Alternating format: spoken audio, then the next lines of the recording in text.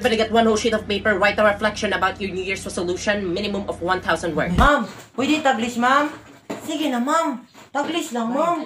Hindi kami kabalo mo straight English, uy. Tagay ko ninyo, Pika section gani, ma'am. Nagtaglis, gani pod. Yes, taglis.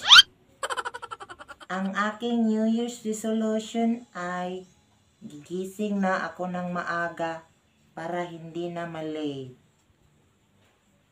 Ay, mali. Dapat may English. Iris. Day, kung isa pa pilbi? 46, 47, 48, 49, 50. Kayo pa kay na ako eh. Bay, giapilin mo kihapang sa? Giapil, bay. Ay, ambot.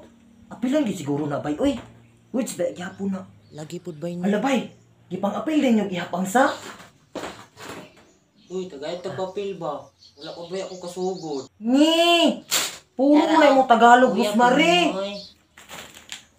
Taka lang. Taglish man. Maodyo. Dapat na po yung English. Si Ma'am og Tagalog. Ay, good siglang talantaw diha hindi. Mind your own business daw. Lo.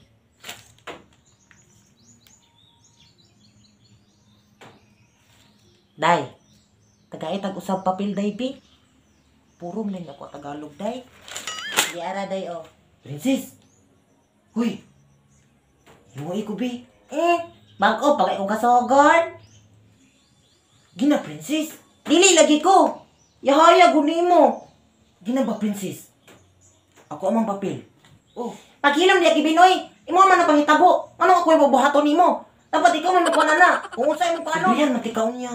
Sige. Bantay, Kibin, ha? Ambil mong papel, be. Lo.